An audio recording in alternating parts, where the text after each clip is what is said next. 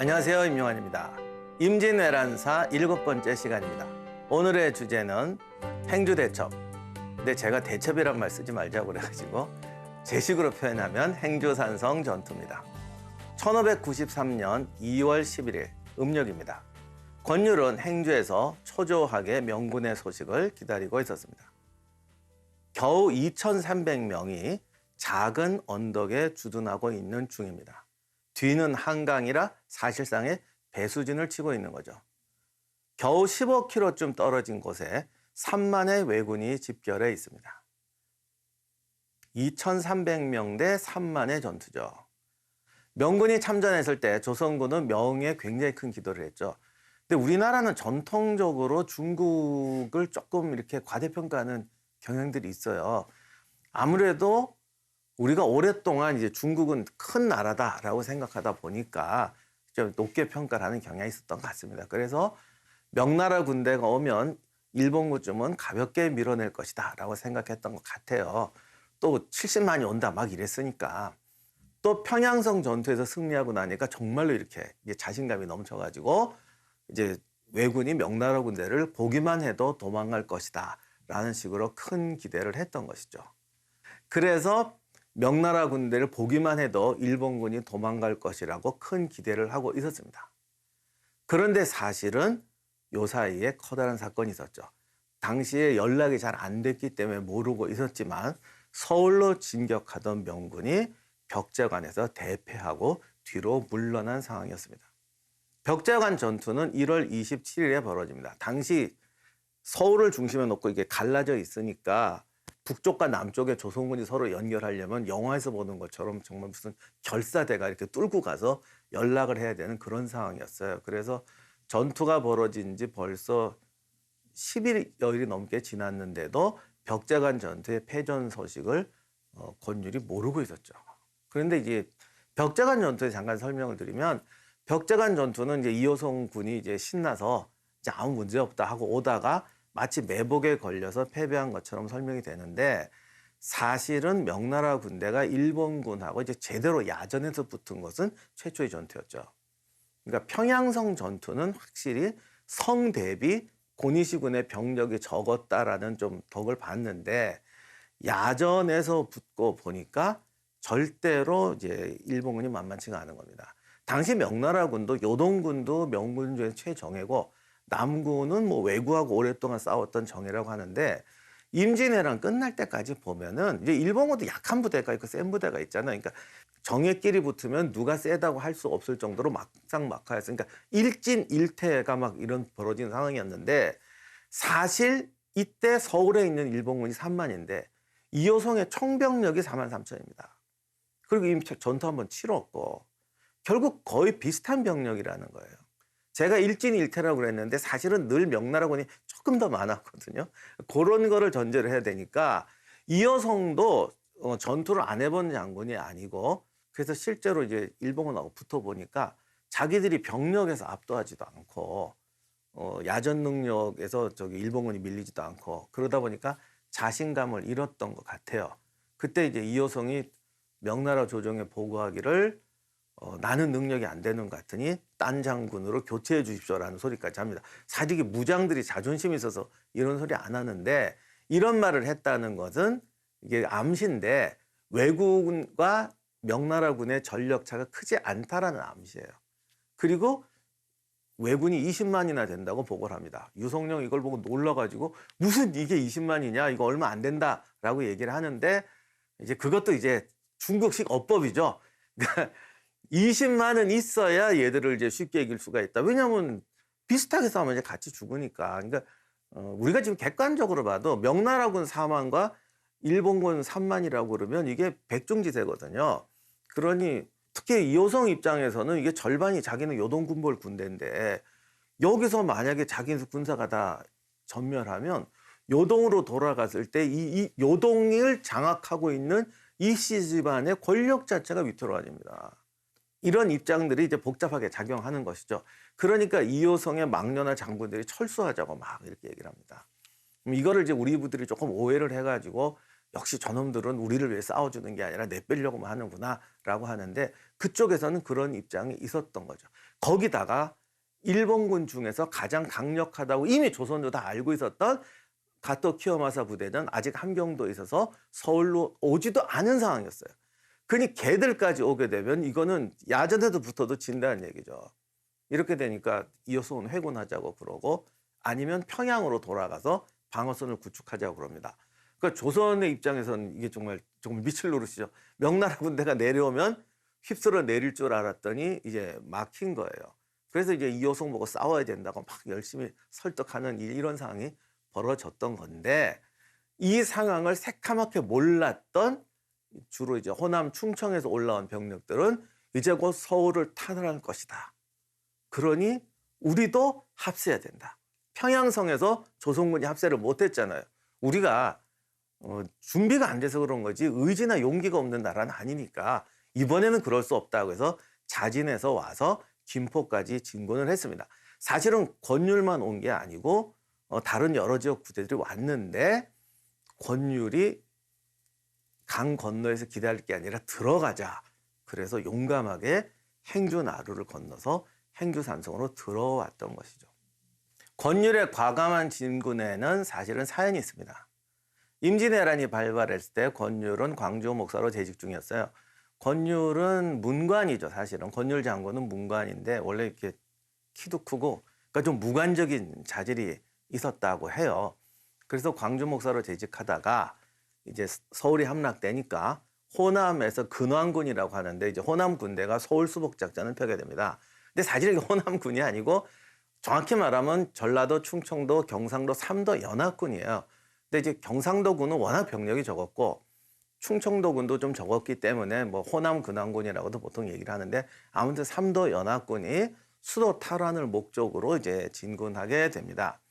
용인 근처까지 와서 광교산에서 일본군하고 조우하게 되는데 이게 또 사실은 1592년 4월의 연장인데 당시 충청도 관찰사였던 윤성각이 한 이제 기록을 보면은 우리는 전부 문생들이라 군대가 어떻게 행군을 하는지 어디에 주둔을 해야 되는지 이런 것도 몰랐다. 근데 어떻게 보면은 이게 좀 어이없기도 하지만 어떻게 보면 좀 놀랍기도 해요. 이런 상황에서도 싸우겠다고 간 걸 보면 대부분 용기죠. 그런데 전쟁터에서 준비 없는 용기는 항상 더 큰 비극을 낳습니다. 이게 어려운 점이에요.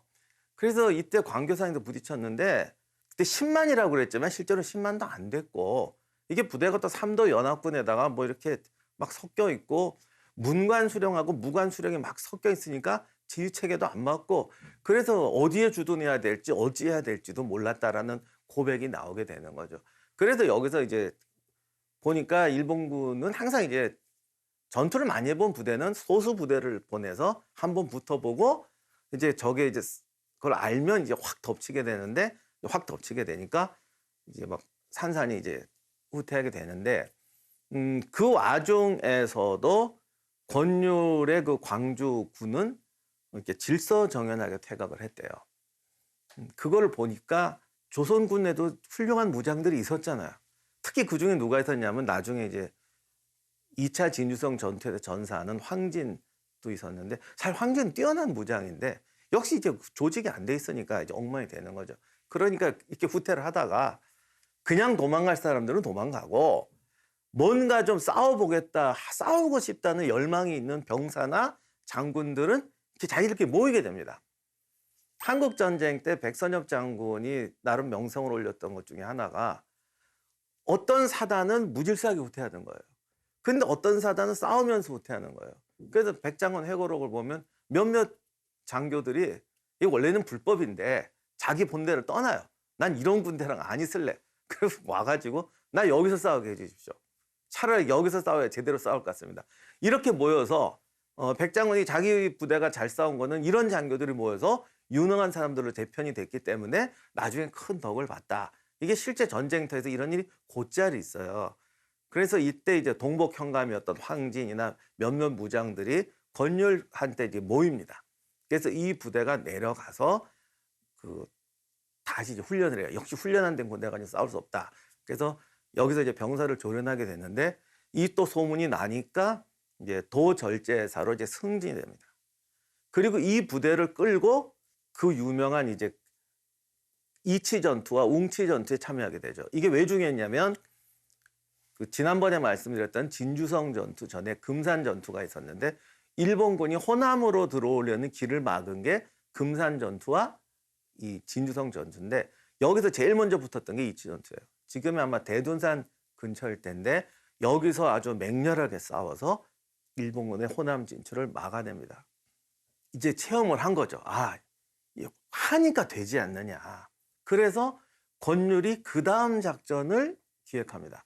권율은 우리가 좀 조직이 됐구나, 이제 훈련이 됐구나라고 해서 머무르지 않고 항상 그 다음에 단계로 갔다는 게 중요한 겁니다.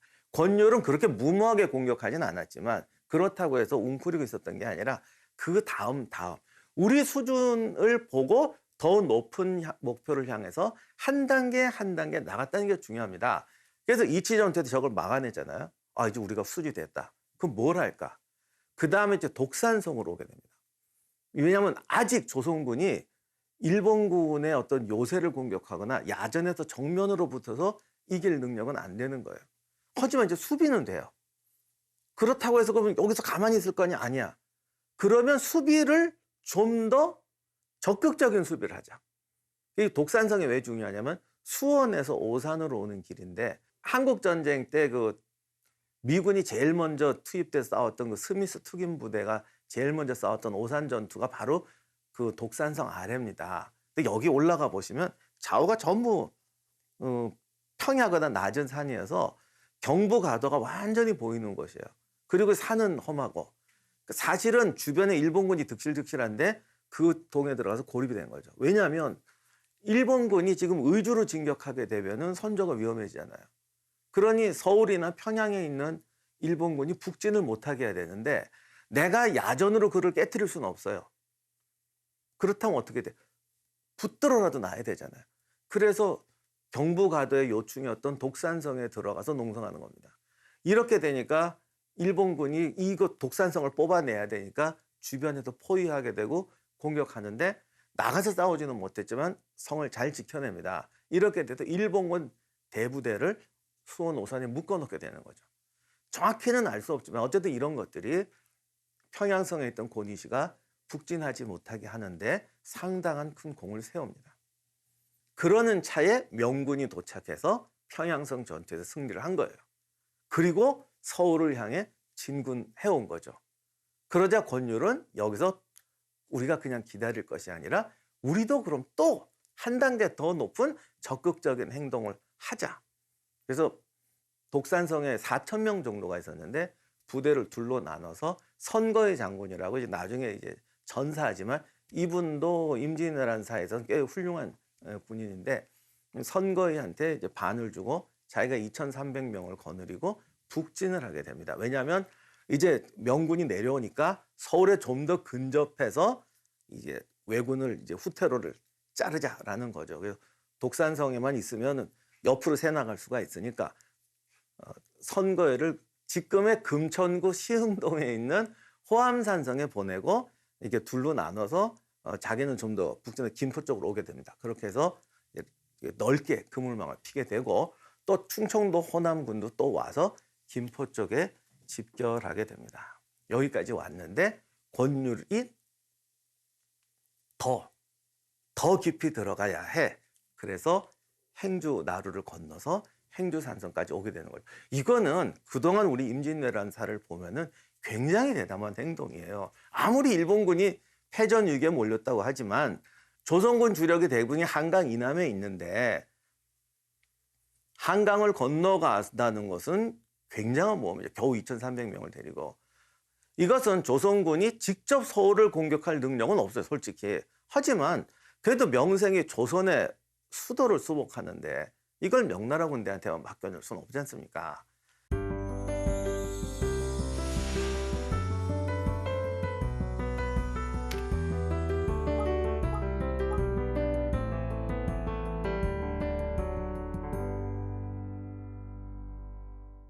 권율이 행주산성에 들어왔다는 것은 사실은 대단한 패기고 이런 패기를 보여준다는 것은 임진왜란의 지금까지 전란서를 보면 상당한 이 변화라고 할 수 있죠.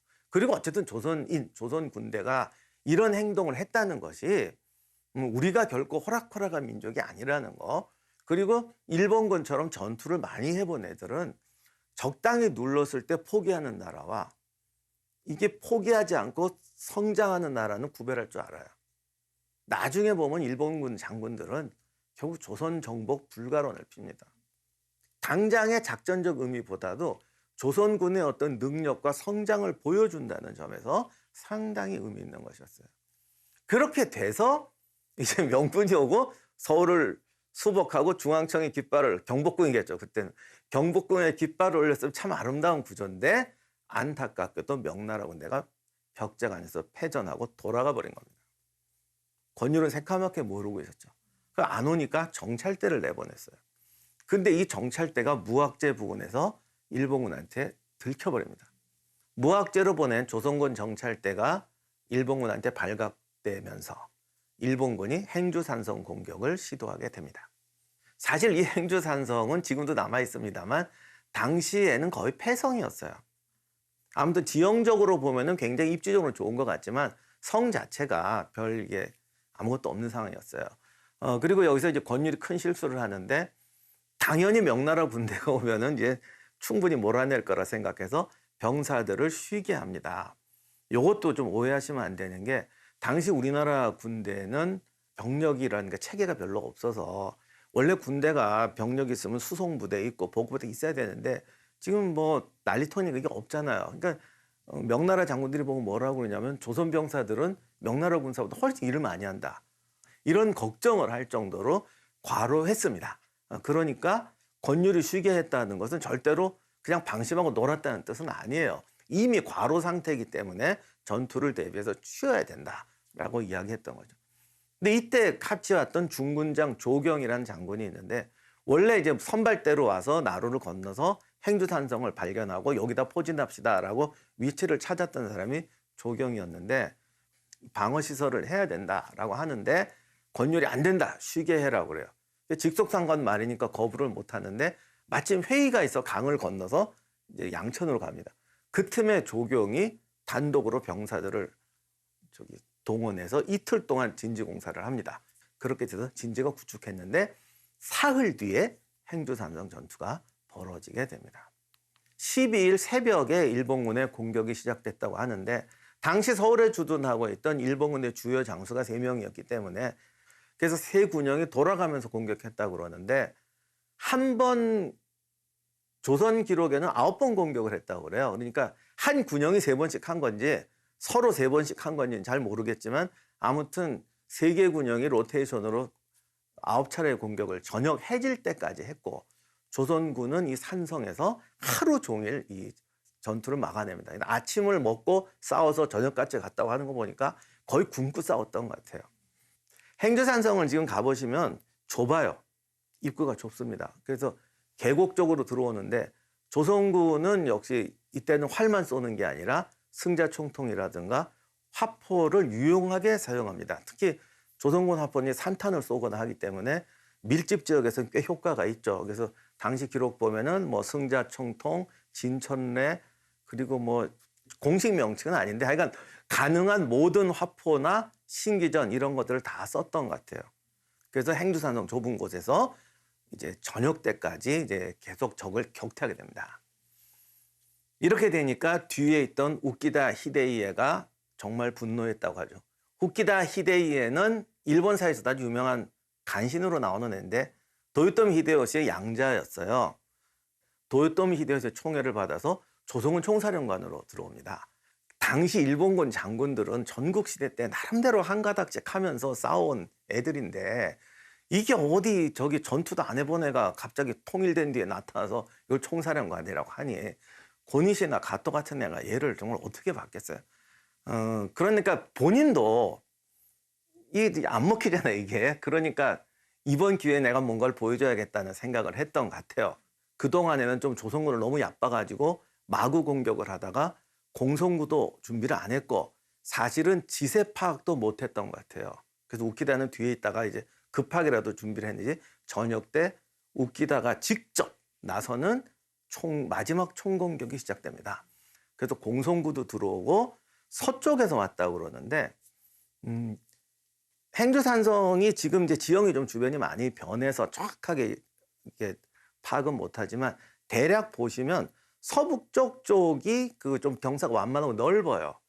그래서 제가 전에 답사 갔을 때 일부러 기록을 안 보고 갔어요. 왜냐하면 보긴 봤어도 이게 방향 같은 건 잊어버리니까 그런 건 안 외우고 그냥 가서 열심히 돌아다니면서 어디로 공격하는 게 가장 좋을까 이렇게 하고 봤더니 서북쪽 쪽이 제일 좋더라고요. 그런데 나중에 기록을 찾아서 비교를 해보니까 그쪽을 맨 마지막에 온 거죠. 그건 뭐냐면 그만큼 일본군들이 좀 준비 없이 덤비긴 했다.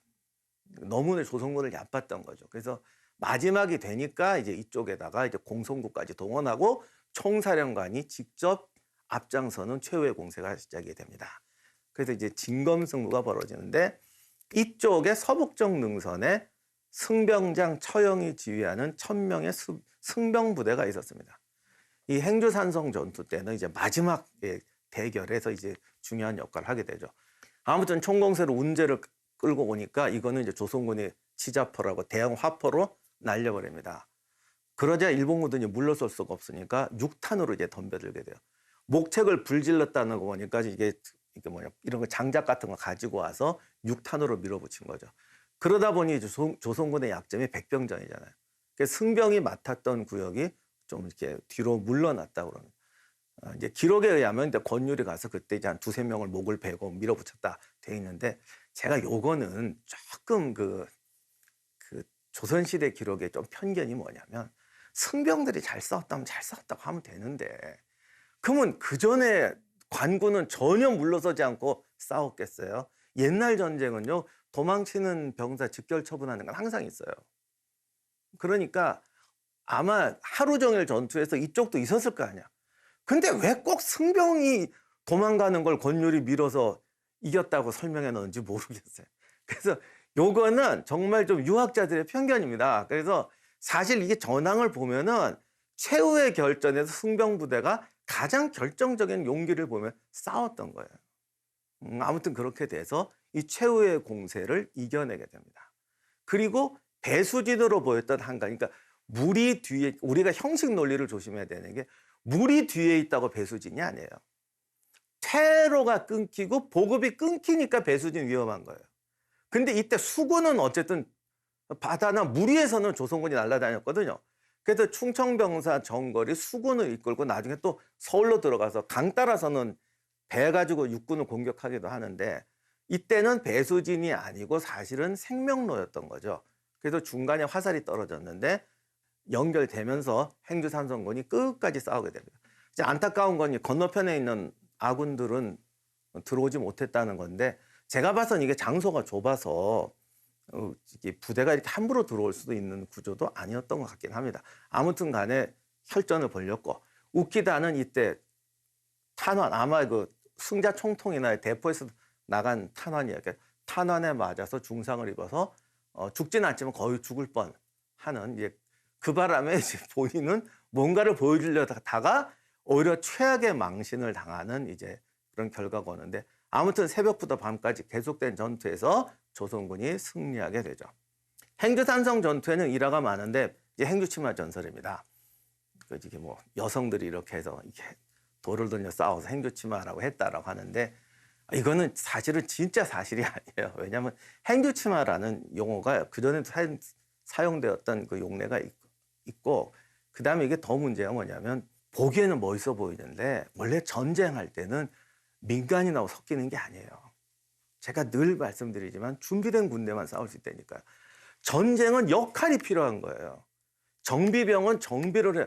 탱크를 정비하던 정비병이 화난다고 총 들고 나가버리면 더 이제 그 역할을 잘못하게 되는 거죠. 그래서 임진왜란 기록에도 민간인하고 섞어 싸우면 안 된다고 그 당시 조선군 장수들도 하는 이야기가 있습니다. 그러니까 이거는 민간인의 의지가 있냐 없냐, 뭐 정말 여자와 여성과 아이들까지 나와서 싸웠냐 안 싸웠냐가 중요한 게 아니라 이런 식으로는 할 수 없다는 거죠. 각자 자기에 맡은 포메이션을 해줘야 되는 거예요. 그래서 행주산성 전투가 이게 아름다운 얘기는 하지만 전술적으로 전혀 맞지 않고 당시 조선군들도 절대로 그렇게 안 하는 전투입니다. 행주 전투의 결과에 대해서 살펴보겠습니다. 4월에 일본군은 싸우지 않고 서울을 포기합니다. 우리 측 기록에는 이게 행주산성 전투 때문에 충격을 받고 희생이 너무 커서 그랬다라고 되어 있는데 뭐 어떤 결과는 그렇게 됐으니까 할 말은 없어요. 이 행주산성 전투에 그러면 진정한 승리의 요인이 뭐냐? 권율의 사위가 이항복입니다. 근데 이항복이 권율한테 직접 들었다는 이야기인데 세상 사람들은 다 행주산성 전투가 컸다라고 얘기를 한다. 그러나 내가 볼 때 정말 중요한 승리는 이치 전투였다. 왜냐? 광교산에서 패배하고 모든 병사들이 공황에 빠져 있었다. 그들을 모아서 훈련을 해서 이치에서 싸워서 처음 승리했다는 거예요. 행주산성 전투는 그 다음에 독산성 전투도 치르고 이렇게 하면서 우리가 조직과 자신감을 가지고 나간 전투였다. 그러나 정말로 터닝 포인트는 이치였던 것이다. 따라서 사실은 이치가 더 중요한 전투다라고 말을 했습니다. 그럼 오늘 그러면 행주가 더 중요하냐 이치가 더 중요하냐 이걸 말씀드리려는 게 아니라 정확한 교훈이잖아요. 군대란 준비된 군대만이 승리할 수 있다. 그리고 아무리 위기 상황에서도 뭉치고 조련되고 제대로 편제되어야 반격할 수 있다. 결국 임진왜란 전사에서 민과한합동 이런 좀 그 정신적인 면을 너무 강조하다 보니까 기술적인 부분, 군사적인 부분에 대해서 우리가 너무 소홀히 하는데 이런 과학적이고 좀 냉정한 접근이 전쟁사를 이해하는 데 중요하다고 제가 말씀드리고 싶습니다. 네, 이상으로 행주산성 전투를 마치도록 하겠습니다. 감사합니다.